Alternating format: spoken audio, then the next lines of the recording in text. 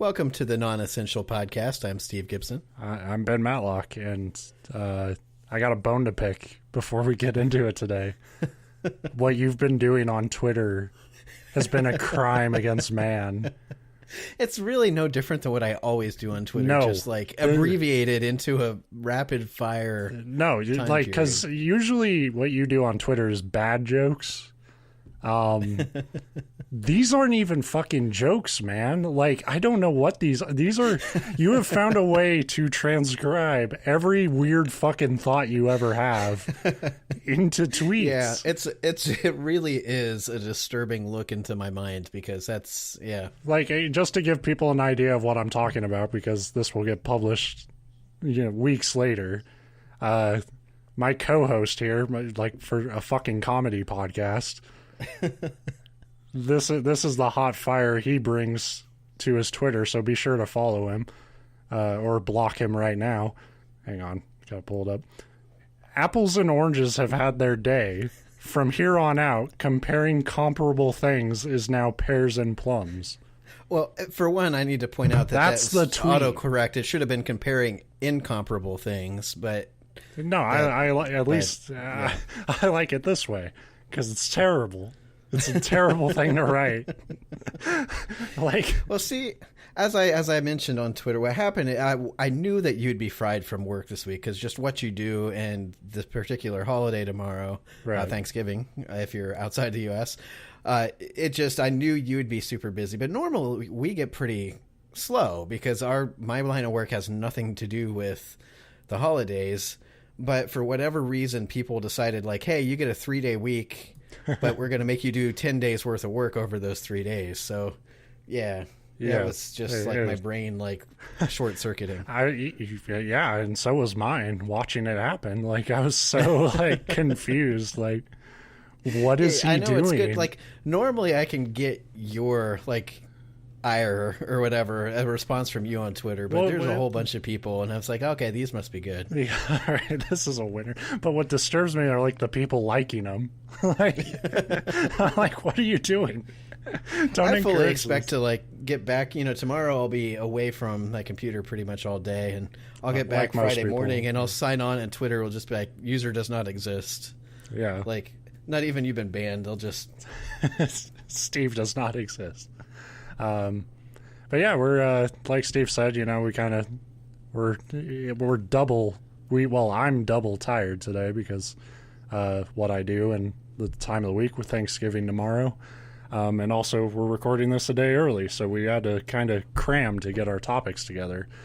If you haven't listened to the show before, every week me and Steve get together and tell each other stories, whether they're fact, fiction, just whatever we feel like, whether it's funny or scary stuff.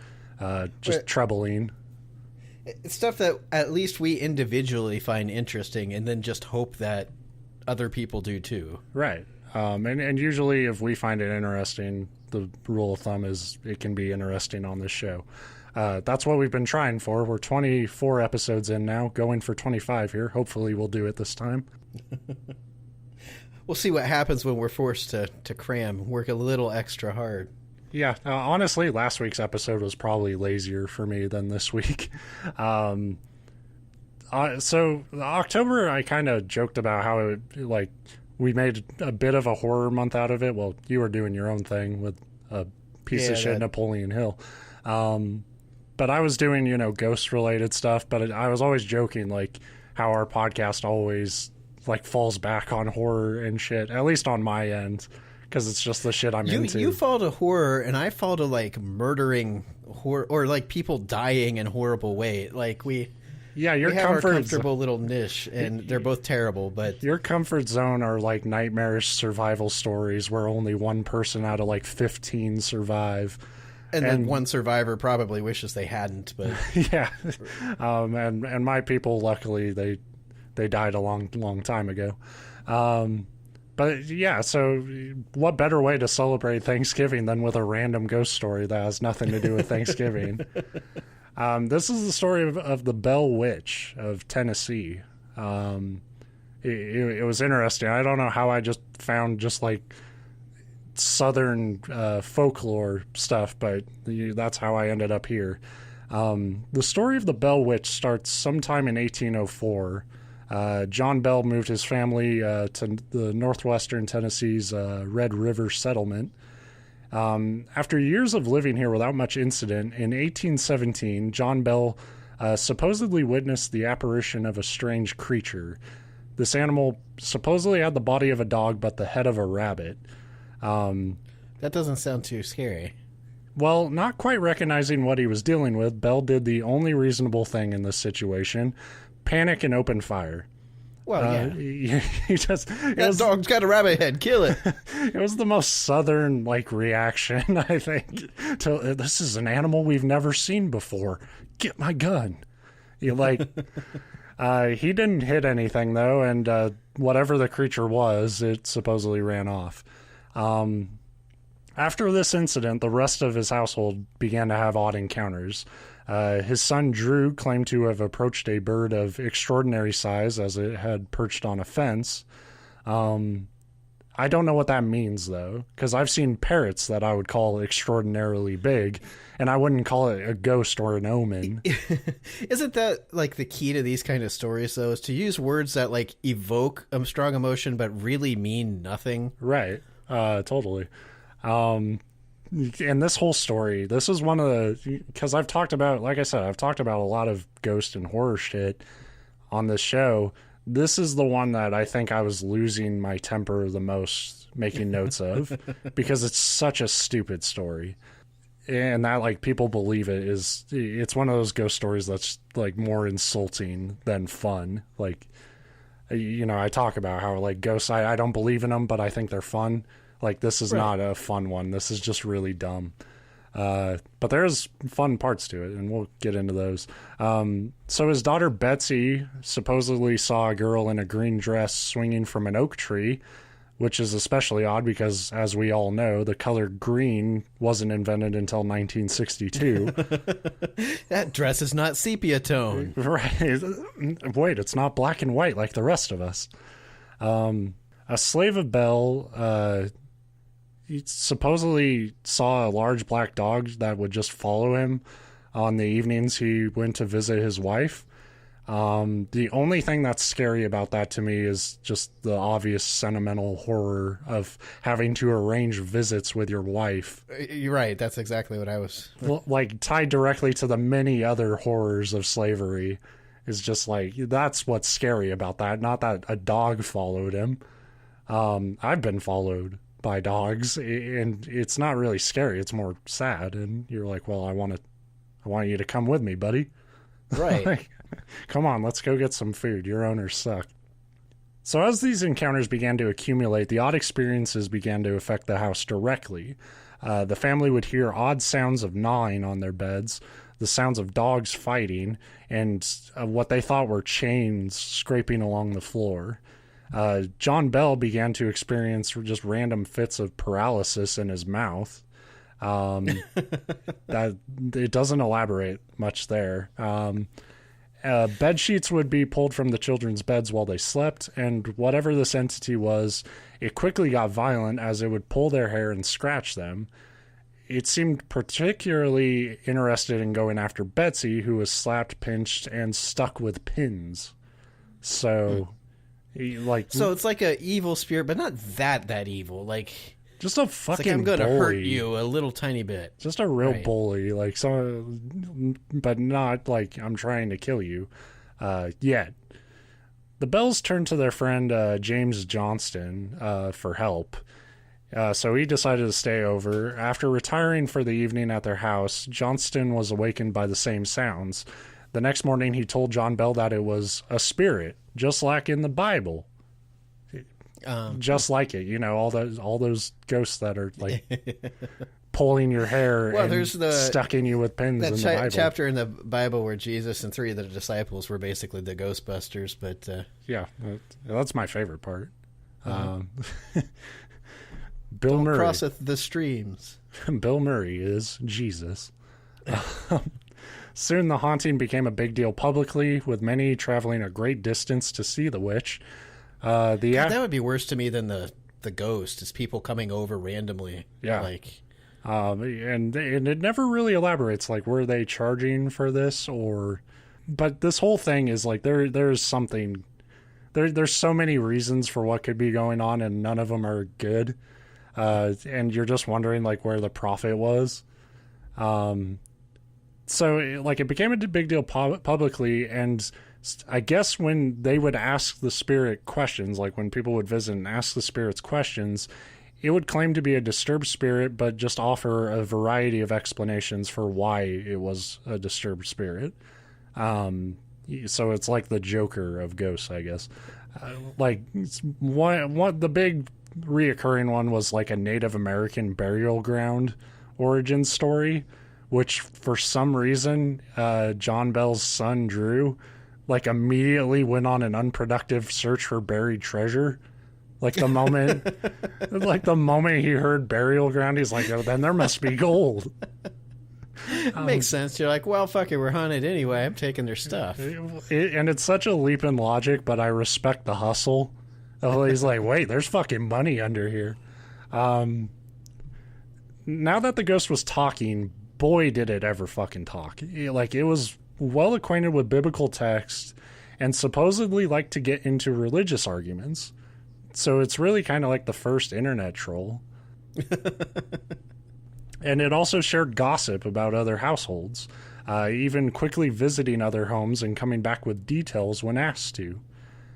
At this point, I had to break out of my notes and just write, this is the stupidest ghost story I've ever read. Because it's the idea that this ghost is like, hang on, let me see what the marshes are doing. Yeah. Casper the catty bitch. Yeah. So John Johnston, and let's take a moment to appreciate how fucking bad of a name that is and how much of a piece of shit James Johnston was for naming his son that. So J.J. Jonah Jameson Johnston devised a test for the witch, asking it something no one outside his family would know. The question was, what would his Dutch step-grandmother say to slaves if she thought they did something wrong? And that, like, to me, like, that's your only a ghost could get this right question. Like, this is... And unfortunately, the answer we will not say on this podcast. Probably. That's probably more true. The ghost supposedly replied with his grandmother's accent, the words, well, hut tut, whatever the fuck that means, and what has happened now. That's apparently what his grandmother would say. Hut tut. What has happened now? Hut tut. What is... I'm going to start using that. I like it. I don't, because it's from a fucking Dutch racist. Like, whatever it means can't be good. It probably should be bleeped out on this show. White slaves? I mean, it doesn't specify the race of the slaves. We all know what fucking Dutch slave owners weren't fucking putting everyone in slavery. That did not happen. Like, this is such a very stupid story within a very stupid story.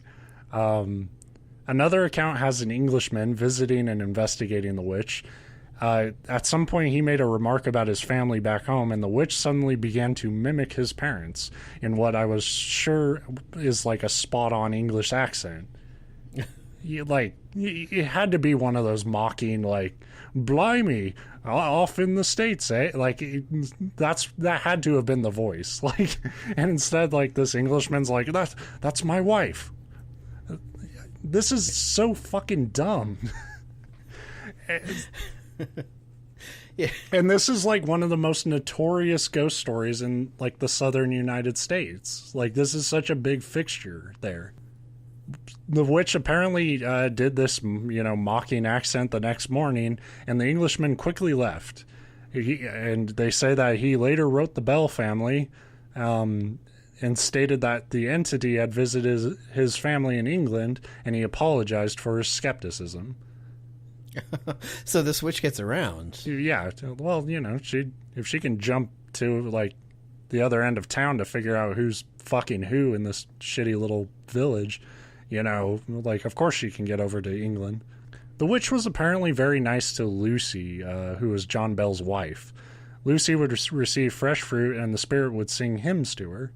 John Bell Jr. also was kind of given the pass and not harassed all that often. But damn did she hate John Bell. Calling him Old Jack, the witch intended to kill him, and made that clear through a variety of curses, threats, and afflictions. Ultimately, they say John Bell would be poisoned by the witch, and the witch would interrupt... Not his wife. Not his wife, of course. And oddly enough, all the symptoms of what happened to him seem a lot more like a stroke than poisoning, but okay. Apparently at his funeral, the witch would just start like bursting out into drinking songs anytime anybody tried to mourn appropriately. So I know you say, they've been asking the witch questions and stuff. How exactly is it a disembodied voice, or is it speaking through somebody? That is how they tell this story. Is that the idea is that it is this disembodied voice that they can't get to shut up and always shows up. But I would not be surprised if it was just somebody hiding behind a fucking plant in a room. It's of course not. Jesus Christ. Every time this ghost speaks, it has a different voice, but it sounds just like somebody in this room right now. And the only reason this is just maddening to me, it's super entertaining, but it's the fact that this became a legend. And to me, it's there's so many better ghost stories out there that leave room to the imagination. They're way more fun. They're way more believable. And this is just every step is just such absurd bullshit. It's one of those things where it's you couldn't even begin to argue against this, because it's if someone actually believes in this witch, how can I explain to you, you'll believe anything. Right. So the daughter, Betsy, was also harassed by the ghost to call off her engagement to her fiance, Joshua Gardner, who supposedly she was really in love with. Coincidentally, I'm sure, after they broke up, her creepy fucking teacher, Richard Powell, moved in on Betsy and ultimately married her. So he's the one behind the scene. Well, it sounds like there's a lot of people behind. It sounds like these people, all you had to do was stand outside their window and say stuff, and they were like, it's a ghost. Right. There's so much bullshit to the story that it's hard to narrow it down to one person or one thing to explain it all. But there is a strong theory that Richard Powell, if he didn't create the ghost entirely, which he probably didn't, probably perpetuated a lot of this shit just towards his own end. Because at this point, the whole town knows everything about this ghost and all the things it supposedly does. So yeah, you could totally manipulate gullible people. But then again, that's assuming any of this happened at all, which I'm starting to doubt the more I read up on this. I almost don't believe there was a Bell family. Well, that would be better fit than for Betsy, because... Yeah. So after Betsy did the witch's bidding in regards to her marriage, the witch announced it would leave, but would return in 7 years in the year 1828. The witch did come back with all the usual bullshit, but Lucy and her sons, quote, did not encourage it, and the witch left again. So, you guys aren't any fun anymore. So fuck, that's how easy it is to get rid of ghosts. Just ignore them. Just don't talk to her. She's stupid. And that's kind of how the witch legend continues today. She'll claim to come back at certain points, and maybe something will happen, but probably not. There's apparently a cave nearby where the Bells lived, where people believe the witch resides, and they do haunting tours through there with the usual stories from you just cliche tough guys who are I don't believe this shit. Whoops, I fell. Fucking ghost must have pushed me. I said something and something said the exact same thing back in my own voice. Oh, Jesus Christ. It's hard to breathe in here because it's a cave. So, yeah, there is one more story to this whole witch legend back with the Bells. it's worth noting that General Andrew Jackson went to investigate this ghost because he was all about like his tough guy rep at this point. Like he was, badass military man. Him and his men went to the Bell's Land with the idea of it being a good time. As they neared the place, discussing the matter and how they were going to, quote, do up the witch, the wagon suddenly came to a halt. And no matter how many men pushed or the best efforts of the horses, the wagon wouldn't move. Even removing the wheels, they didn't see anything wrong with them or the axles. General Jackson, a vicious bastard who, I don't need to remind anyone, would go on to become president, threw up his hands and exclaimed, "By eternal, boys, it is the witch." I love how people talked back then. We need to get back to that. Like, the first thing that goes wrong, this guy becomes the leader of the fucking free world and is just like, oh shit, a witch. Which, I mean, really, when you think about it, just means par for the course for most presidents. Then a voice from the bushes said, "All right, General, let the wagon move on. I will see you again tonight." The men looked in astonishment in every direction, even though they knew it came from the bushes, but couldn't find where the voice had come from. The wagon began to move as smoothly as ever as they moved forward. Which was weird, because they hadn't put the wheels back on yet. Right. Ghost wheels. Jackson supposedly encountered the witch during their stay that night. Betsy was getting her usual slapping and pinching from the witch, so they heard her screams throughout the house. And Jackson's covers were constantly being ripped off of him as well. He and his men were slapped, pinched, and had their hair pulled well into the morning. And Jackson would later be quoted as saying, "I'd rather fight the British in New Orleans than have to fight the Bell Witch." And so he burnt down their house. All right, I made that up, but yeah. Everything else about this is made up, so whatever. So that's the Bell Witch of Tennessee. I was kind of hoping that he and his soldiers just started firing random shots in every direction. Load your muskets. We don't see anything. I don't care. Fire! It's the witch, damn it. You won't see her. Fire enough shots. Yeah, that seems pretty credible. It was, oh my God. And what's great is I found a list of Southern ghost stories, so I can come back to this whenever I want. And boy, will I. This house is haunted. Yeah, because I think there's probably a rich history of people just buying into the worst ghost stories in the southern U.S. This feels like one of those cases where, I think anybody that lives like out in the woods in, what'd you say, Tennessee?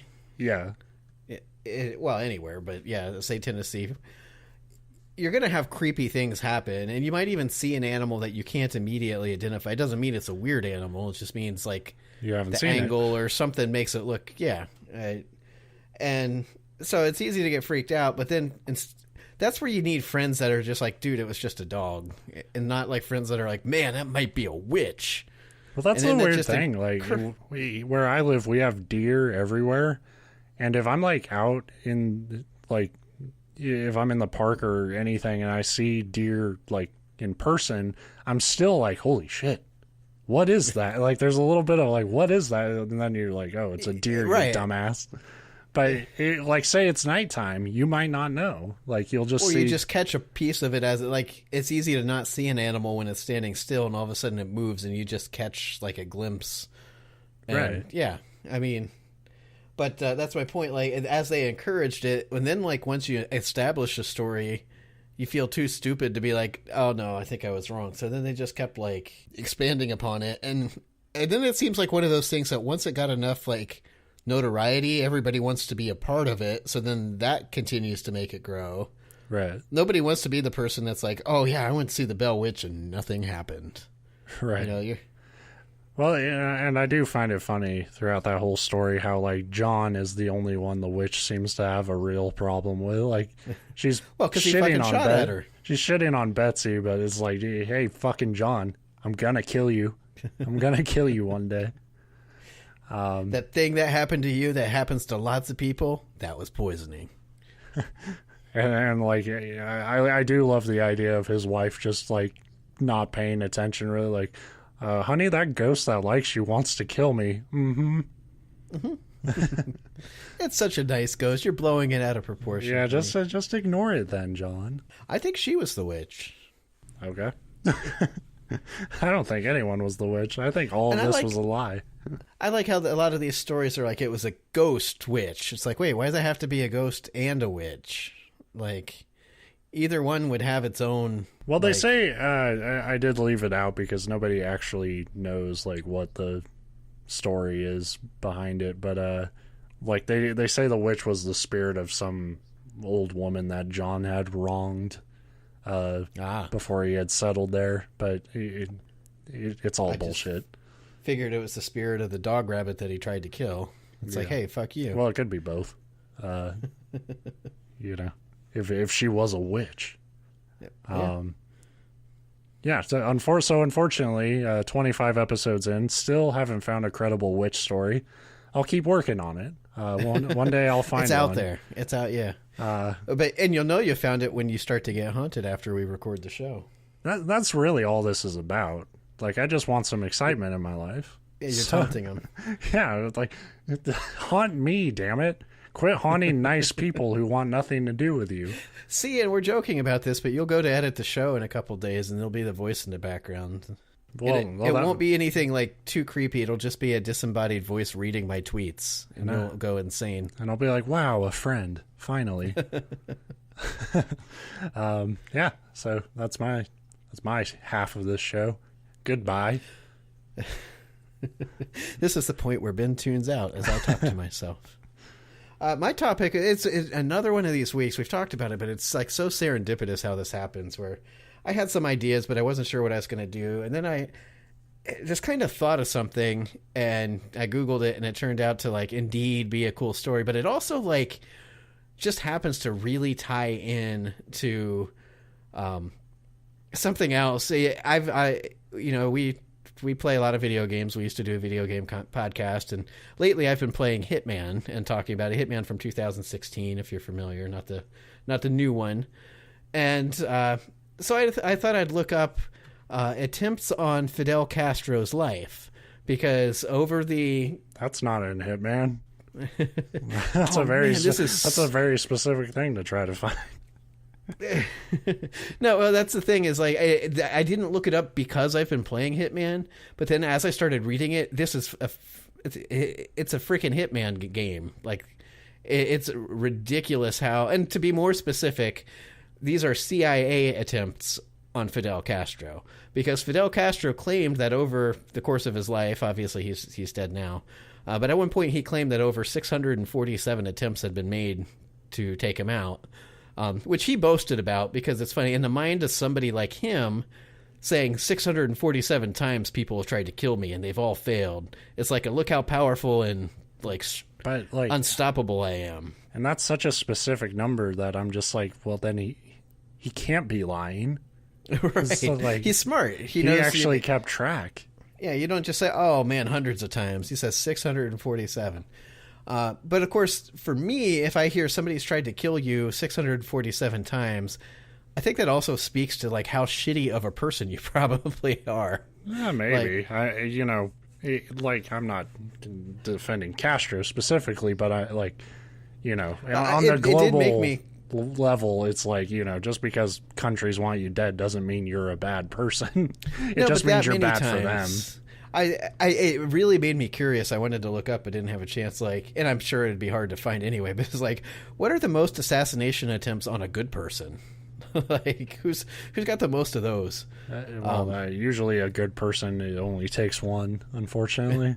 Yeah, I know. That's how. Because they're doing good things that leave them vulnerable, and like a bad person will always have, they'll know that people want them dead, so they'll like put in clauses to. I imagine Fidel was paranoid about everything, and like he should have been, obviously. Sorry, I got distracted mid-thought because my cat is wanting to actually get to the microphone now. Cool. I don't know what she wants to say, but She needs to get her own fucking podcast. All right, I worked for this. So anyway, this is a look at just a couple of like the most bizarre assassination attempts. These are all by the CIA, or at least mostly by the CIA. And then I decided it would be fun to go through and give all these like their own operation name, you know, like Operation Rolling Thunder. Operation Bad Baby. Pretty much. So I'll start at the beginning. How about that? So novel idea. This one is a terrible title, but I didn't say these were all good. But it's Operation The Enemy of My Friend is My Friend. While Eisenhower was still in office, the CIA thought the best way to take care of an inconvenient Cuban dictator would be through the use of hired goons, because hired goons were a pretty big thing at the time. It's like a fucking Ninja Turtles plan. Pretty much, yeah. And so who better than two gangsters literally right off the FBI's most wanted list? Oddly enough, named Bebop and Rocksteady. Well, they reached out to Chicago mob boss Sam Giancana, and head of the mob's Cuban operations, Santos Terrificent, which is like Maleficent except for traffic related, I guess. That's a good joke. You should tweet that. Tweet that, yeah. Anyway, Sam, the Chicago mob boss, didn't think it'd be a good idea to gun down the dictator because that'd probably never work, right? And even if it did, the gunman would never survive. Also, since when does the mob use guns? So instead, the CIA created 6 highly lethal poison pills and delivered them to a cash-strapped Cuban official, an unnamed person. Several failed attempts later, the official got cold feet and the plan was abandoned. But I'm sure the FBI was pretty chill when they found out that the CIA was not only in contact with 2 of the most wanted criminals, but also gave them government super poison. Yeah, what the fuck? It really reminded me of that story from weeks back with the like shady ass loan shark that would always hire regular people to be hitman, and it never worked. But I was just gonna say, when you started this, like, we're going to make those people feel really good about themselves. This is like from our fucking supposed like top people. These are our best plans to take someone out. That's what makes these stories so good. Like, I mean, the whole time, like for this case, you see the CIA like top men sitting around in a room, and they're like, well, the mob has been a thorn in our side. I bet if we turned them them with us instead of against us, this will work. I wonder how many terrible decisions in just American history were made with like, where it really came down to like, let's give dangerous men dangerous stuff and see what happens. Like, I'm sure they'll only use it in the way that we intend them to. Right. But so that was the first one, and I mean, it's not like the most spectacular, but it was a pretty flimsy plan, because literally they just went in like, maybe if we ask the mob to do it, and and then we won't have to do it, and we can go home early today. And then I like the idea, like I said, these are like most wanted men that the FBI can't catch, and they've kind of like half-assed tried, and they're like, we're not fucking with Fidel. It's like, what? Okay. That brings us to Operation Wacky Tobacco, and I've spelled whack like, a mobster would do, because I'm clever. And again, this is explaining a lot of my tweets today.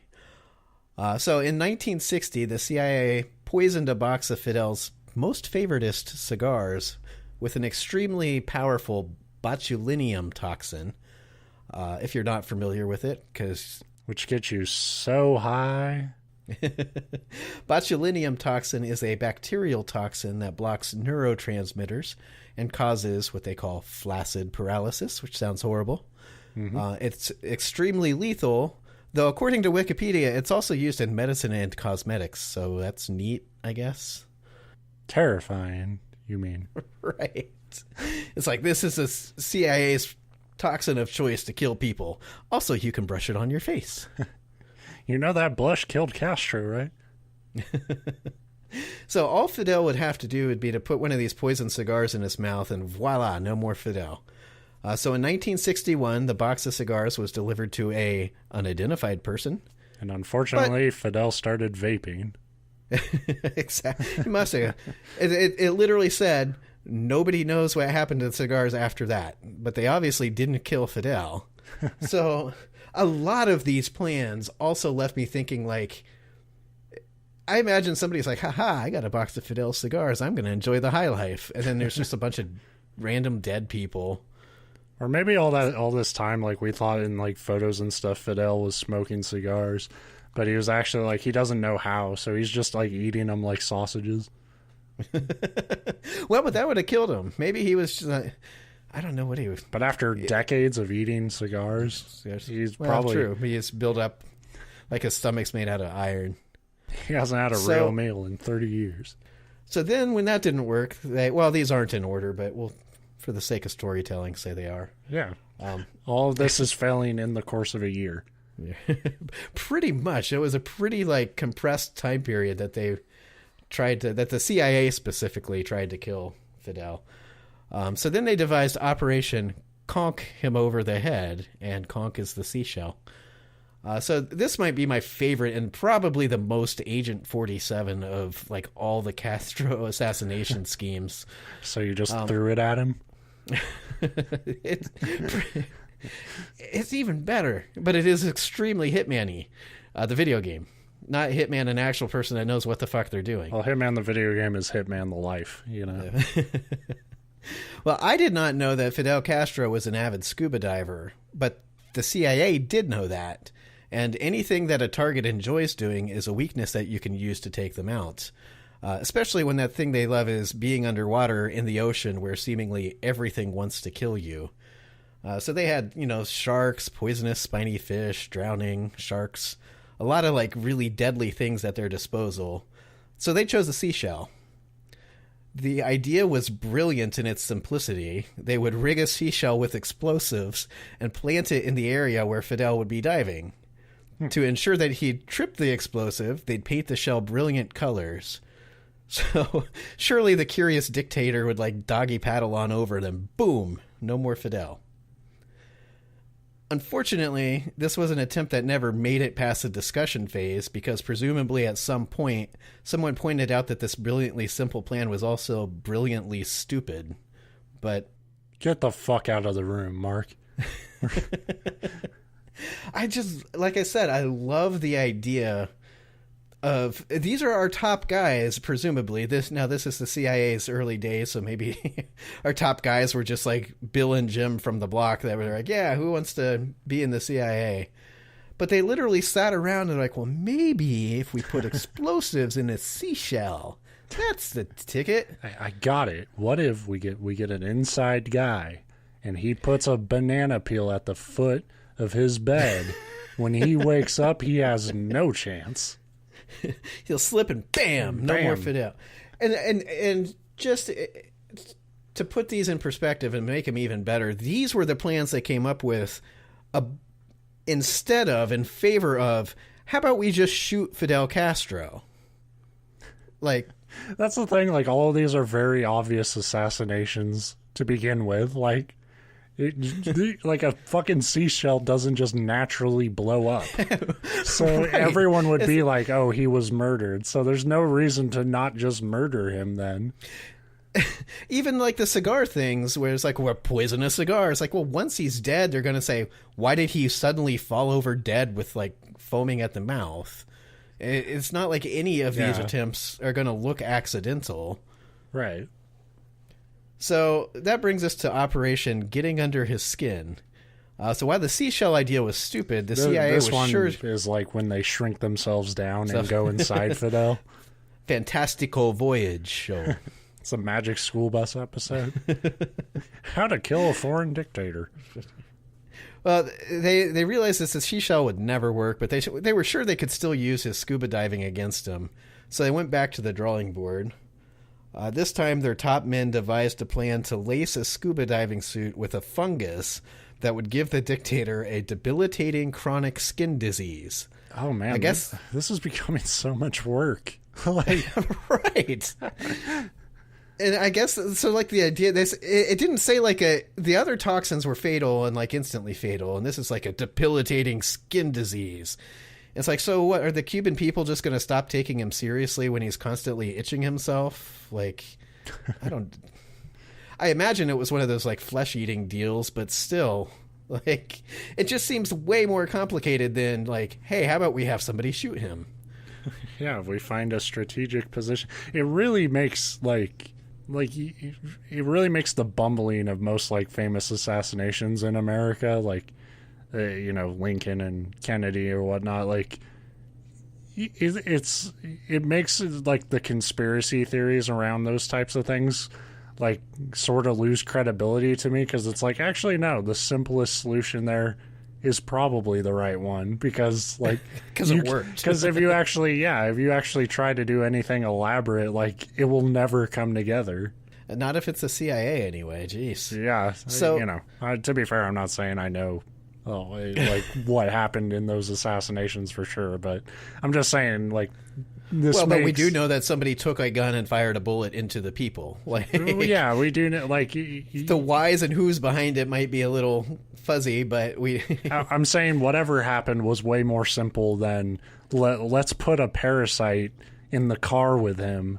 We'll rub it on the ass of his seat and hope it like rips through his pants. Like, these are such fucking bad plans. I love it. And people, well, not the seashell one, but for the most part, they got like okayed, the green light. Like, yeah, somebody's like, let's do this, roll out. So for this one to work, the suit would be delivered as a gift from an American lawyer named James Donovan, who had recently participated in hostage negotiations with Fidel, which is weird to me too. Like, I get it because he's got that relationship, but it's like, okay, you know how for the last like 3 months we've been going back and forth, like, give us the people, we'll give you this. Well, as a thank you, here's a scuba suit that totally doesn't contain a skin-eating fungus. Here's a pizza that's totally not a bomb. Like, but I'm full. I don't want any. No, thank you. No, just take it. You can't leave me out here with this bomb. I mean pizza. Pizza. However, Donovan ended up gifting Fidel a different suit, and the fungus suit, which is what I called it. I don't know what they called it. Apparently never even left the CIA's lab. In fact, there was a quote from somebody that I didn't write the name down because I don't care. But he had eventually become the head of the CIA, so presumably at the time he was in the CIA, but not the head. And when asked about it, he said it was like the dumbest scheme that they had ever concocted, which makes me want to point back up to the seashell thing. But whatever. That's the thing, like, the seashell is not any more dumb than the rest of this. So, like, why doesn't that get a chance? It's just the most, like I said, the seashell thing is literally, like, in the game Hitman, if you're not a video game or you just haven't played it.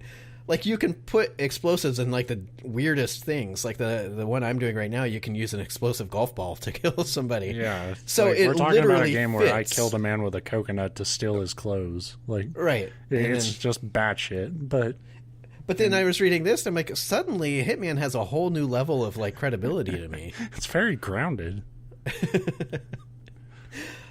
So then there comes Operation Long Cool Drink of Poisoned Water. Wahahaha. That wahahaha is part of the operation name. So according to Operation Wario. I'm going to get my own way for a second here. So far, most of the, I think all of these attempts literally can be, like, there's proof that they existed and in some cases were attempted. There was a thing called the Church Committee that came out. It's when the CIA came under investigation from our own people for shit like this and a lot of other really, really terrible shit. Like, that could be another show, and maybe it will be sometime, but the Church Committee uncovered a lot of bad stuff. But the things that I've talked about so far were all confirmed in what came out of that trial. This one did not. This one came from a Vanity Fair interview with the person involved. It was a 1993 Vanity Fair interview. But apparently at some point the CIA had contracted a Marita Lawrence, who was Fidel's lover, back at the time that all this was going on. It never worked for Bond villains, but the CIA learned that, like, Fidel didn't care if his martinis were shaken or stirred, and they realized that he's not James Bond, so maybe the femme fatale trope just might work. So they gave Lorenz 2 botulism toxin pills, because they loved their botulism toxins, and told her that even one of the pills would be strong enough to kill Fidel within 30 seconds of him ingesting the poison. So, serious stuff. Right. Unfortunately, Lorenz smuggled the pills inside a facial cream canister, which had moisture in it and in turn ruined them. It turned them into a gummy mess that you couldn't really do much with. Not that she really wanted to use them anyway, because as Fidel's lover, she sort of had a soft spot for him. So it's like one of those where it sounds like they contacted her and she was like, yeah, I understand he's a bad guy, but she had feelings for him, and it's really kind of hard to kill somebody that you like. Yeah. So, like, what the fuck? Like, they didn't even... The whole double cross thing only works if you, like, pull in, like, an aggrieved party. Like, so, right, like somebody or who's have been somebody wronged. that before they become his lover, you know, they're a plant.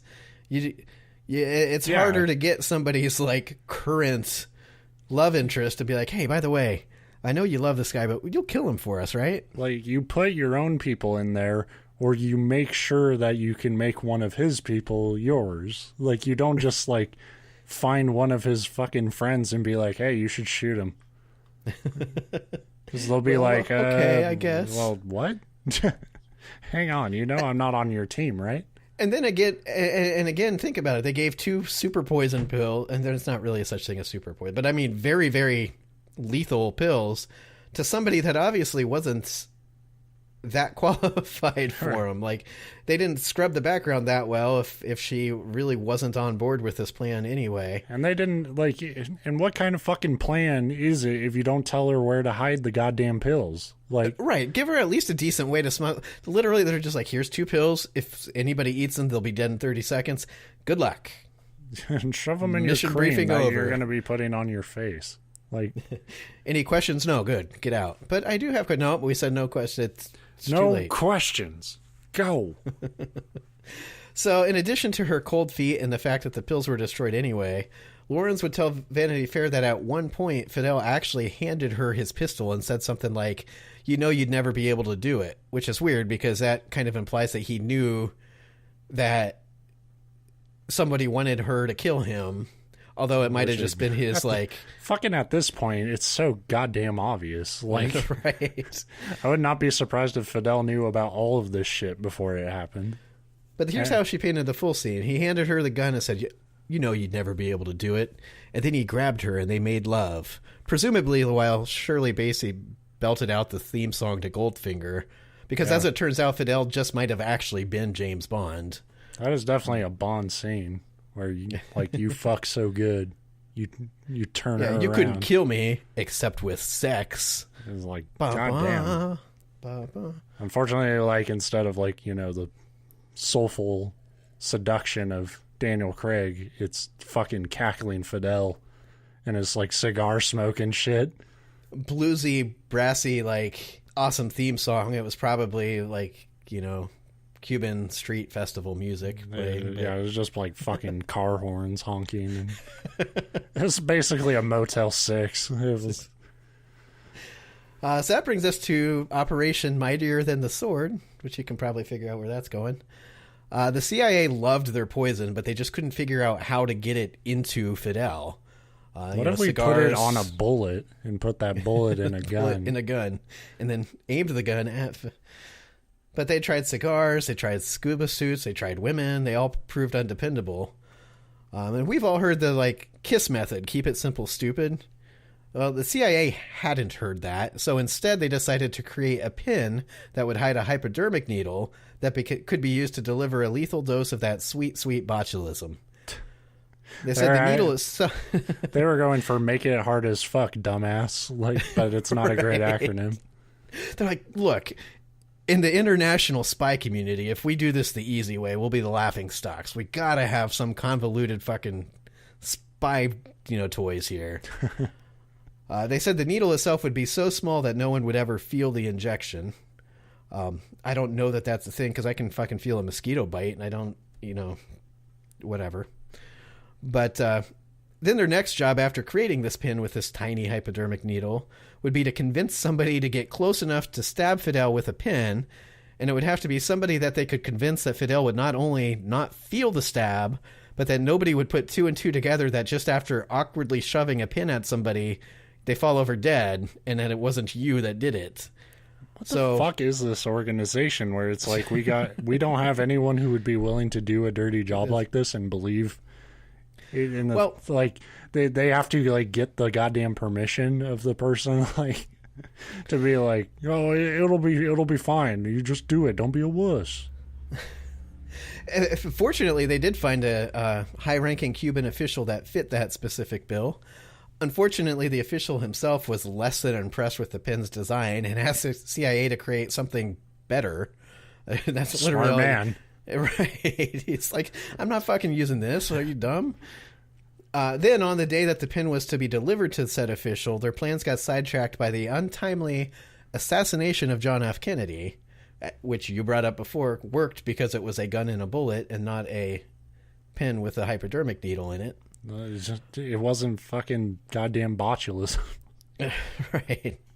And after the death of JFK, the CIA literally, like, officially abandoned their mission to assassinate Fidel altogether, which makes me realize they, like, think that they realize they're, like, sitting there and they're like, son of a bitch, you can kill a world leader with a gun. I'm pretty sure that it was his first try, too, and he did it.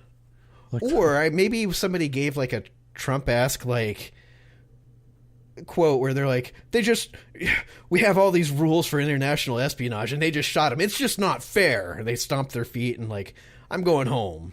Fucking huffing and puffing because they don't know how to fucking kill a guy. You have to imagine that they were pretty rattled by the idea that they've tried all these things over all these years. I say all these years. It was about a 7 to 10 year period. And none of them worked, and then some guy just grabs a gun and kills our president when, you know, there's that American pride thing that always comes into it where we're untouchable, we're better than everybody else, you know, this and that, and it's like, oh, somebody just killed your leader, you know, on their first attempt. It's like, well, fuck. Yeah. Well, it's like you shouldn't be trying to kill people for lots of reasons, but America, and especially during this time period, like we're really bad at it. And like, right, it's really interesting to think like America is still like now in 2018 still a really young country, and how like percentage wise how much of it has been like bumbling fucking just us thinking that we can control world politics when we can't even. Yeah, right. Like Cuba's so close enough they could have almost stood on the beach in southern Florida and shot him from there, but anyway, but knowing that he would fall off the boat and they'd be like, put the giant sniper rifle down. It's like, I can, it's my favorite gun, and then he sinks with it. So I've got one more, and it's, well, actually I got a couple more things, but one more full attempt story, and this is Operation All the Boys to the Yard, and it's exactly what you're probably thinking. And this one might actually be like kind of a sub-story of the aforementioned CIA mob boss team-up scheme, the one I started with. Right. I couldn't tell if this happened like during that or it was his own thing, but whatever. It deserves its own story. And yet another attempt to slip Fidel the old poison pill. A waiter was recruited. Apparently Fidel's favorite beverage was a chocolate milkshake served at one particular hotel. Bear in mind that multiple accounts say that this attempt is the closest that the CIA ever got to killing Castro. So that's why I put it last. With diabetes. Out of all these things, this is the one that almost sort of maybe came close to working. Fidel shows up one day for a shake and the waiter is ready. But when he goes to retrieve the poison pill that he cleverly hid in the freezer, he finds that the pill is frozen to the side. What the fuck? Determined to carry out the mission that no one else on the planet could apparently carry out, the waiter desperately tried to free the pill. Unfortunately for him, the pill ripped and the contents were spilled all over the floor, and his plan, like all the others, was thwarted. It was really interesting to me that it talks about the story. It's like, oh, we almost got him with the milkshake, but the pill spilled all over the floor. But nobody really talks about, we have this super toxin that'll kill you in 30 seconds that spilled all over the floor of a hotel kitchen. Right. And they're just like, well, we almost got the guy. It's like, what happened to the toxin? Like, I just imagine the waiter's like, I'll be right here with your milkshake, sir. And he goes back and he's back there for like 10 minutes and you hear, come on, fucker, come on. And all of a sudden you just see a waiter like take off running like, I'm fucking out of here. Just see 3 people staring at it like, well, do you mop it? And then, you know, the bellboy came by. It's like somebody dropped their cocaine and he snorted it up and bam. Somebody's like, oh, cocaine. As we all know, bellboys on the hunt for lost cocaine. On kitchen floors. Yeah. So that was the closest. That was our absolute best attempt as a country's like powerful which makes spy sense. branch. Like, because, you know, as funny as it is that it fucked up like that, it was the simplest poisoning attempt. Find something he likes to eat and then put it in that, you know? The weird thing to me, though, is it didn't work. And then apparently there's international rules to assassination. We're like, well, fuck, it didn't work. And it's like, sir, why don't we do it again? It's like, nope. We tried. He already added it to his 600 plus assassination list. Yeah. Fair is fair and love and assassination. We got to move on. There is a weird honor system to shit like this. Well, that makes me wonder if the stuff that spilled didn't get people sick and or kill them, because something must have happened that like clued him into it. Otherwise, you would just like mail another pill to him and say, "Oh, sorry, that didn't work. Try it again." Like,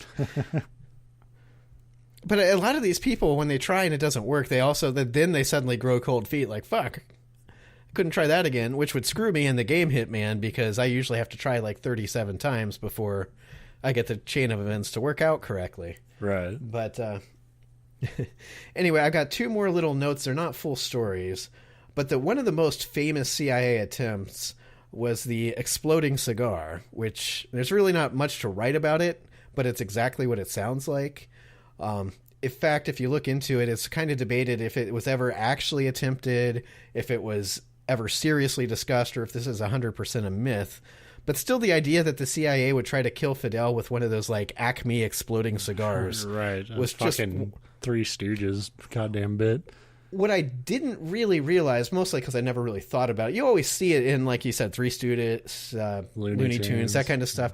Exploding cigars were an actual thing. It was supposed to be a prank, but they described it as like a particularly aggressive prank. But they'd just be like little party popper size explode. You know, they were meant to like startle you, although shockingly, putting a small explosive charge in something that somebody's lighting on fire and putting next to their face turned out to be a pretty bad idea. Like, people would get hurt with them and that kind of thing. So they kind of died out as a prank. But they're talking like the CIA was actually going to put enough in there to just like blow his head off. And how you would pull that out without an avid cigar smoker realizing something's wrong, like, this cigar weighs 15 pounds. It must be really good. And it's also Fidel Castro. He probably, takes one whiff of like, that's gunpowder. Right. This cigar's beeping and it has an antenna sticking out. So I like that idea, but nobody knows for sure if that was ever seriously. But really, given these other ones that we know for sure happened or were at least discussed, it's plausible. And then there was a second part to all this that I called the Cold Prank War instead of the Cold War, because the CIA also tried to undertake a number of non-lethal, well, we don't necessarily have to kill him, we just need to get him out of power. And these included sneaking LSD into, you guessed it, cigars, with the thought that they were hoping he would smoke one of these laced cigars before he'd go give one of his famous, Fidel was one of those like Hitlerian orators that would just go and talk for hours to like crowds. So if you get him all fucking out of his mind on LSD, then instead of whipping up the crowd, everybody's going to be going, what the hell is wrong with this guy? Apparently, that was the reasoning behind it. Didn't work. They thought about spraying his broadcasting room, his radio room, with LSD, but I think they thought better of that when they realized that that's just a really fucking bad plan, because then everybody is going to be like, you assume other people go into this room before Fidel. So like, if you get to the radio room and everybody's like all whacked out of their minds, he's probably not going to walk into the trap. Yeah. But then my favorite one of these is they even had a plan to sprinkle his shoes with something. It was a chemical. They listed it, but I didn't write it down. But literally the chemical, instead of poisoning him, it was designed to cause his hair to fall out, meaning his iconic beard would fall out. And apparently there's a rule in Cuba that you can only be a dictator if you have a beard. So the CIA thought, by causing his beard to fall out, he'd lose all credibility, and suddenly Fidel wasn't a problem anymore. But if you are the dictator, you make the rules. So maybe a little late on that plan, He comes out, and the shoe one was an actual documented plan, but they had it all set up for when they were gonna lace his shoes with this stuff, and his trip.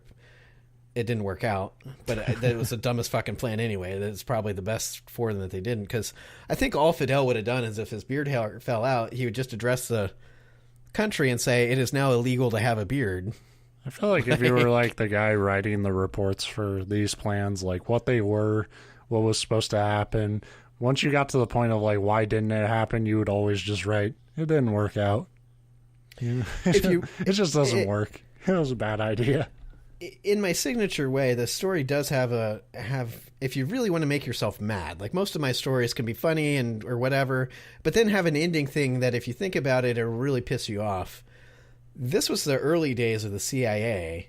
So this is what the whole organization was kind of founded on. This is their, should we even have the CIA? You have all these attempts, and not only did the CIA remain to be a thing, but look how much money we give them now. Well, they've earned it. They've earned Sir, it. our botulism poison budget has gone way over for the quarter. Don't worry. They helped us fill a half an hour on a short week. What are you talking about? If only we could pay them more. So, Fidel, of course, if you're not familiar, he survived all these attempts and then died of something, some medical, natural. It was a disease, but it was And like I said, after the JFK thing, the CIA, at least officially, quit trying to kill him, although I'm sure... Operation Wait 'Em Out was a success, boys. They're all high-fiving down in the basement. It worked! Time. And botulism, but mostly time. Swish. That was a perfect line. I did it. I finally had a perfect line. So that's what I had. I could not believe how many of these were actual government sanctioned, apparently best of the best ideas. I should have gone into the CIA, I guess.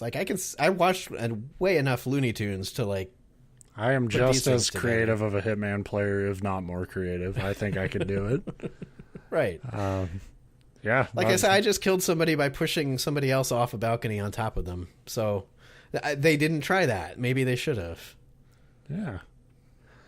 So, yeah, that's our show. Hope you had a good Thanksgiving. It'll be over by the time you hear this. I'm going to go play Hitman now, I think. So, yeah, see ya.